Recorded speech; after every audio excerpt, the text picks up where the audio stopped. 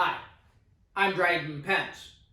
It is the 27th of May, 2020, and this is the 7th in our series of videos regarding the coronavirus and the economic response. The last time I talked to you was almost a month ago, April 29th. So there's a lot to update you on, and there's a lot to look forward to in the future. Today I'm going to cover the virus, the response, the economy, the markets, and the recovery. And I'm also going to remind you of some of the things that we've gone through over the last several months. Now, if you remember, I've always said that the most important thing wasn't how many people were getting sick, but how quickly those who were sick got well. And that became a big question. Now we move forward to key questions about, well, how effective is the opening? Because we see that going on around us. And then the other thing that people are worrying about is, how impactful is the second wave? And when will it come? And if it will come. Overall, if you remember, we talked that the issues of time here, when we broke everything down, it was the question about how long was this going to go on? We knew early on that the coronavirus was not going to create enough mortality or kill enough people to really affect the world economy long term, that this was going to be a shorter term or a temporary event. But the question was for how long? And we began to think about it in terms of a 60 to 90 day event. Well, here we are today. You can remember in my previous videos, I said we're a third of the way through it, and we're half the way through it. Well, now we're basically at day 76 since the time that we declared a national emergency. And you can see that many things are opening up around the country.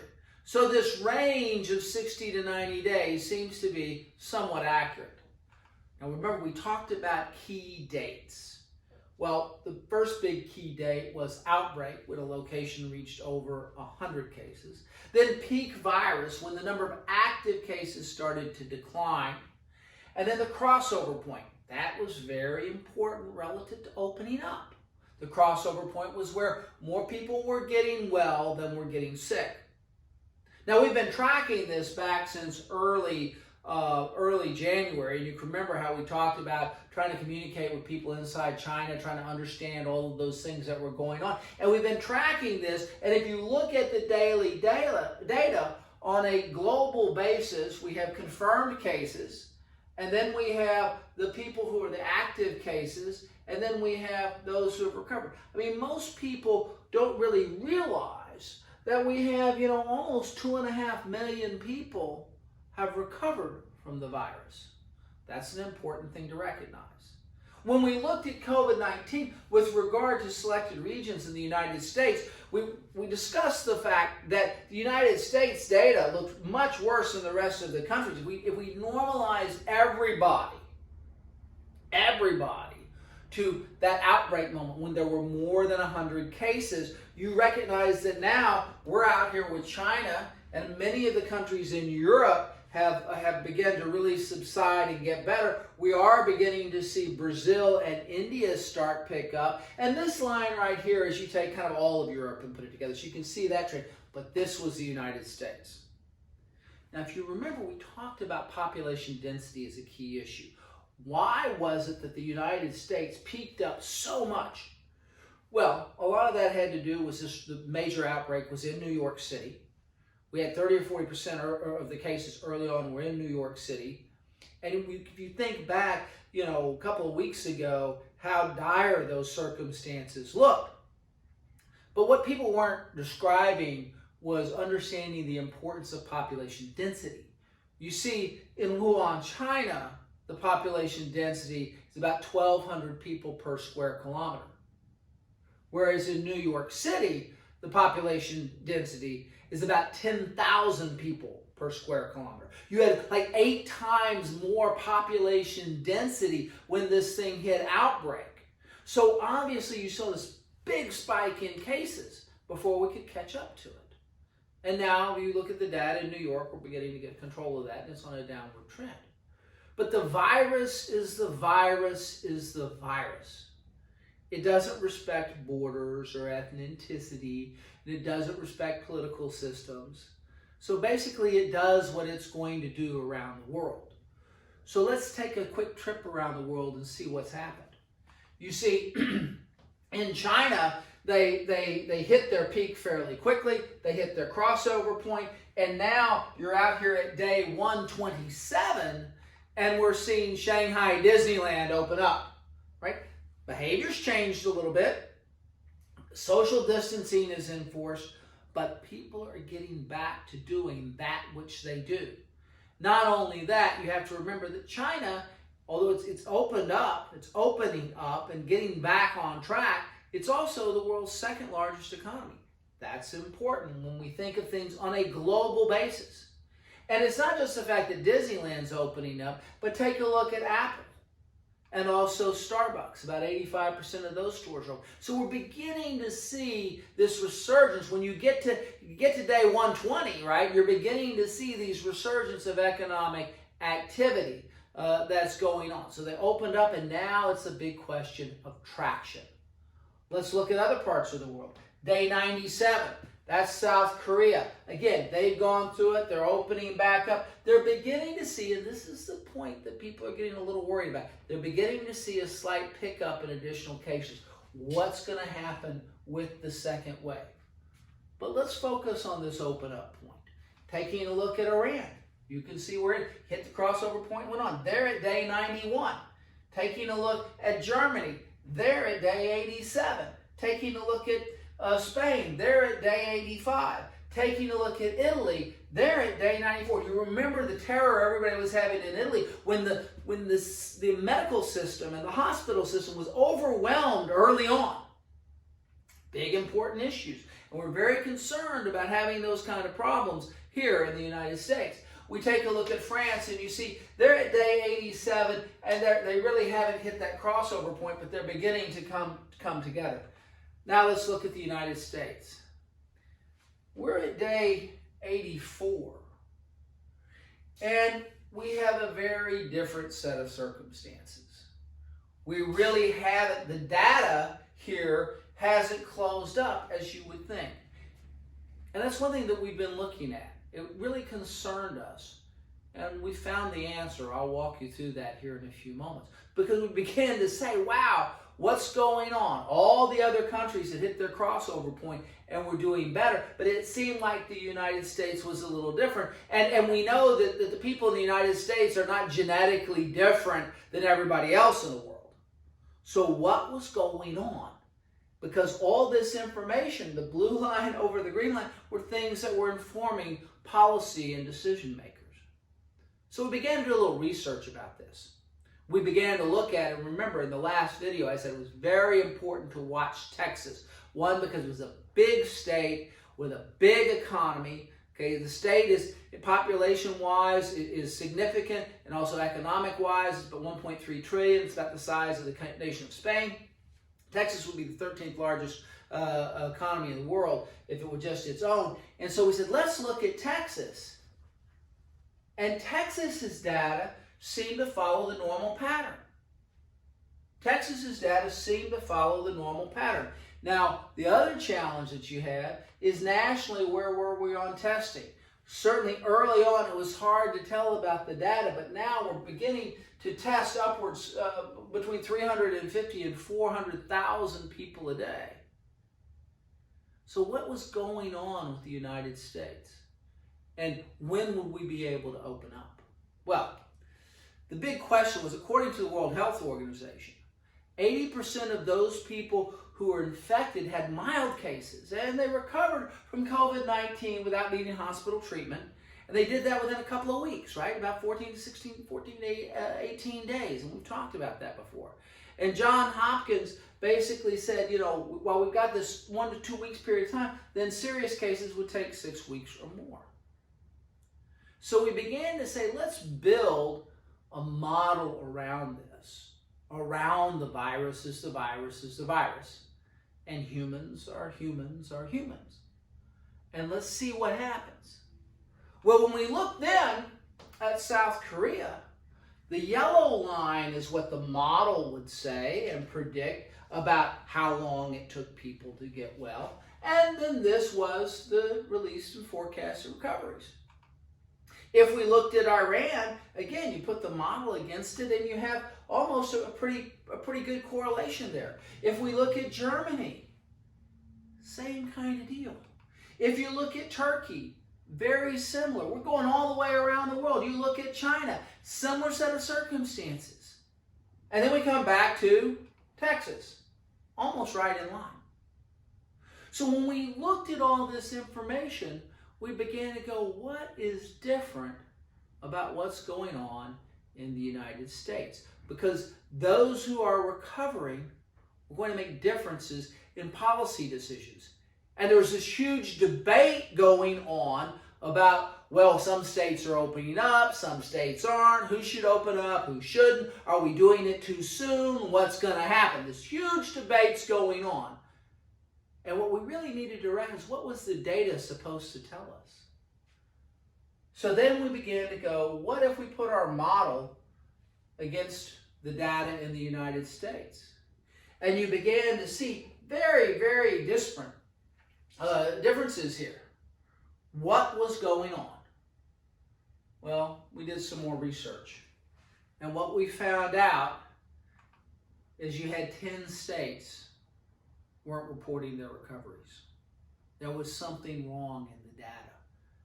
10 states were not reporting recoveries. When you got a state the size of California not reporting recoveries on a regular basis, or you have other problems in data coming from various states and taking that on a national level, then you're really having a difficult time trying to evaluate policy decisions. Here's what New York looked like, and they're still trying to figure out how they're reporting. Look at Virginia. This is how they're reporting. This inconsistency between those areas and, say, the Texas reporting. And so we said, golly, what happens if you have all of these states, right? Remember, you had these states, you can look at the list. These states were not reporting recoveries. A lot, big population center of the United States, right? The states are 38% of the national population, 31% of the confirmed cases were not reporting the recoveries. Well, if we then said, all right, let's assume that these states, the people in these states are behaving like the people all over the rest of the world, where would the United States be? And that's where it brought us to this. This is significant because this would say that here we are at the end of May, just the Memorial Day weekend, and the United States is probably at the crossover point. Therefore, the fact that we're opening up much of the nation is not an unrealistic or premature activity. Are we going to continue to see cases? Yes. Are they going to increase? Yes. But was the idea that we were opening up everything way too soon all across the country valid? Probably not. Some states still have problems and have to be careful. But when you look at it on a grand scale, this was not necessarily premature in our book. So now that we recognize that the virus is the virus is the virus, and humans are humans are humans, and that the U.S. is not particularly different than the rest of the world, and that we're going to actually kind of follow that regular pattern, the big question is, how long does this affect the economy? Well, we already know that pretty much we're going to have 2 bad quarters. And those 2 quarters are going to meet the criteria for a recession. All right, we're going to have what's considered a recession. First quarter, second quarter are going to be negative GDP growth. We've matched that with tons of U.S. stimulus. And the tons of U.S. stimulus have come in the form of the CARE Act, $2.1 trillion. It's over 10% of total U.S. GDP. Then we have phase 4 on top of that, and now they're talking about additional stimulus to come in on top of that.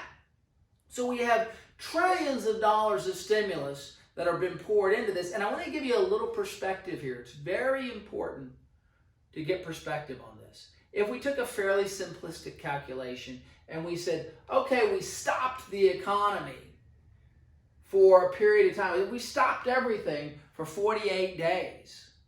That period of time we really had the bad lockdowns. Well, what we've done is we've poured in the equivalent of 80 days worth of stimulus. That's what's already authorized. So we stopped it for 48, we poured in 80. Okay? Now, if you think about it in terms of value, about 4.75 versus 2.83. The loss of the shutdown from peak GDP. So the important thing to recognize about the economy, about what the Fed and what the federal government has already done in terms of stimulus so far, is we're actually pouring in more stimulus than has been taken out. The real question is, how quickly do we get traction? You know, it's kind of like you have a bucket with a lot of holes in it. We're pouring in more water than is coming out, and so far we're kind of keeping everything going. The question is going to be, how quickly do we get traction and get back? And now we have to look at it's a variable speed recovery. Parts of the economy are going to get back and start doing well faster than others. It's also going to be by geography. It's not going to be uniform across the entire country. Some states are opening up faster than others. Some states are opening up with different restrictions than others. Some states are going to get their traction back just because of the way their economy is. Okay, so you can take a look at this. This is not uniform across the nation.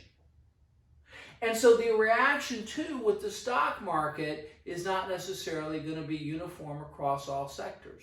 Let me get into this for a second.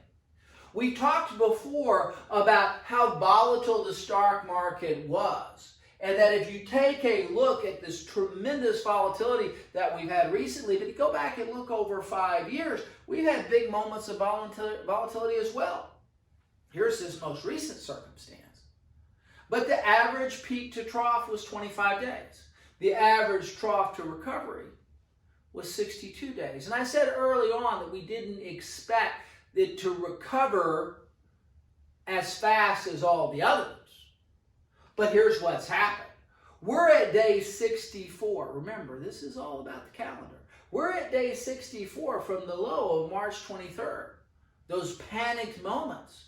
And we've recovered 36% from that moment. We've basically bounced off that low and we've seen the market move up. But that movement has not been uniform. Some sectors have done well. Technology has done well. Okay, consumer discretion has done a little bit better. You take a look at services and healthcare. Those have done better. Whereas these other sectors have done much worse. And they haven't come back as much. So we're looking at a bifurcated market. We bounced up 36%, but all the other sectors, you know, they still got a long way to go. And so that's why we're kind of in this level that we're at, kind of waiting to see what's going to happen. So what? Where are we now and what's going to happen? Well, the big questions are, how efficient is the stimulus? We're pouring in more stimulus into the economy than has been taken out of it, but the question is, how quickly is that multiplier effect going to take over? How quickly are we going to take back off and get back to a growth rate? It's a key question we have to keep our eyes on. There's a lot of debate around that, and that's going to affect the economy and the markets. How efficient is the reopening? Are we going to, how quickly, what segments of the economy are going to reopen, and how quickly? That's an important thing to watch.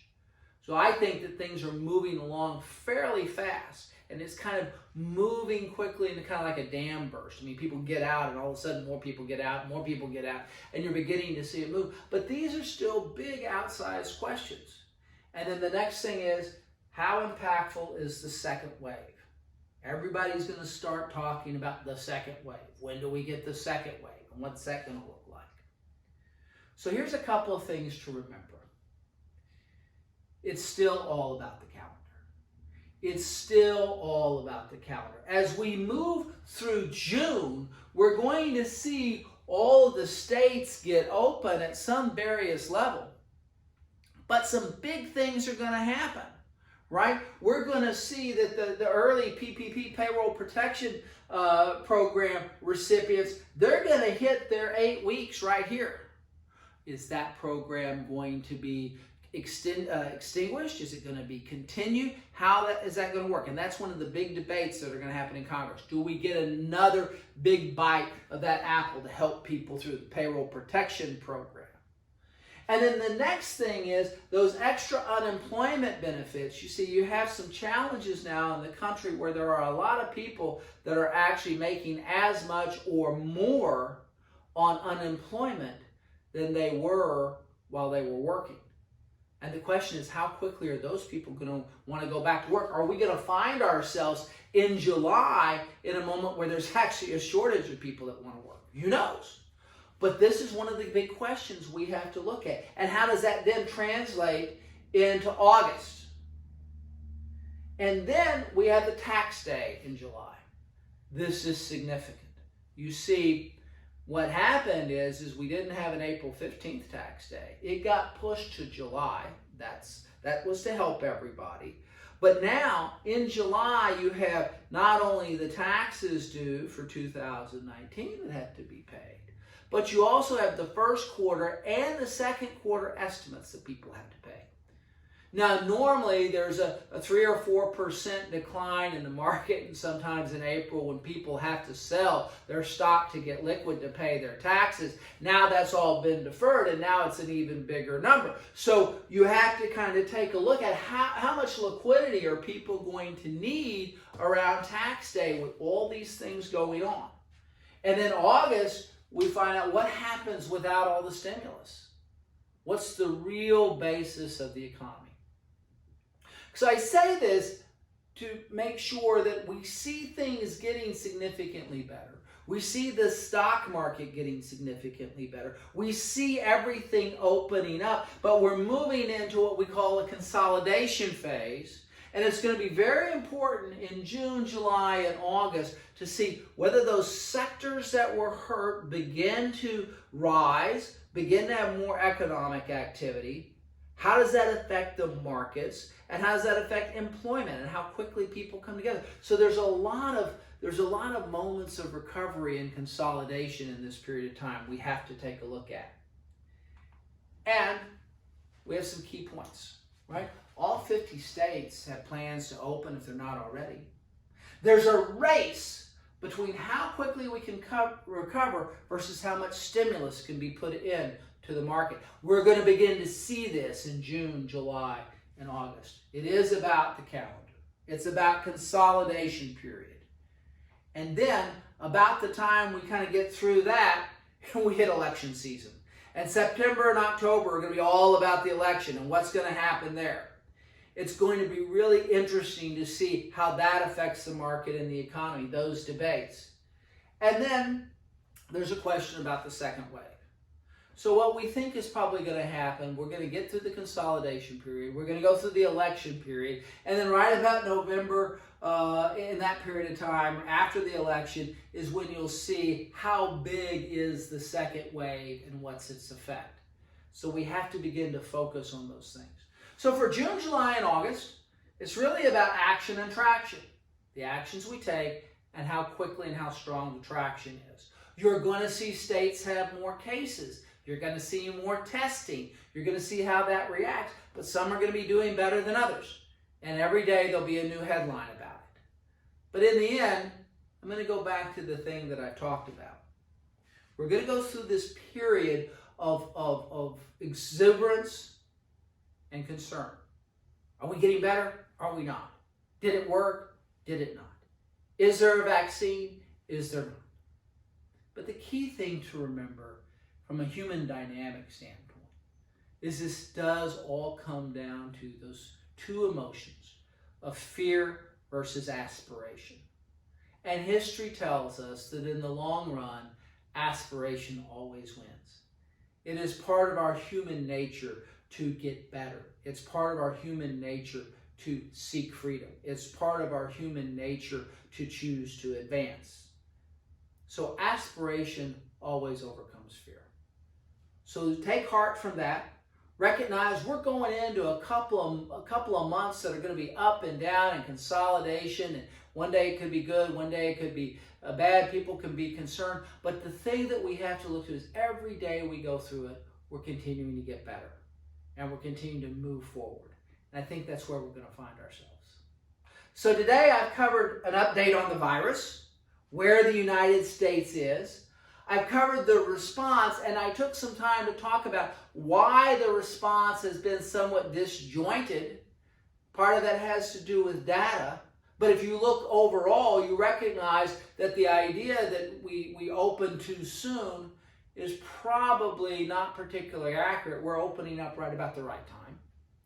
And then the economy has a lot more stimulus that's being poured into it than the restrictions that we put on it took out. So that's heartening, and that makes us move forward, and that makes us think that things are going to, as we come out of this, come out of it pretty strong. And then we have to look at the markets. The markets are consolidating. We bounced off of a really bad place, and now there's other sectors that are going to kind of have to catch up with what's going on. So again, it's data driven, and we have to watch for that. And then the recovery. We will continue to recover. There may or may not be a second wave.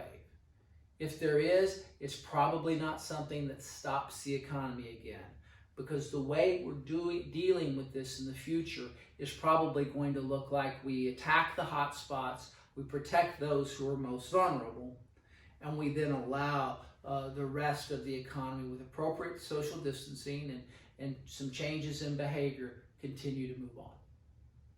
So thank you very much.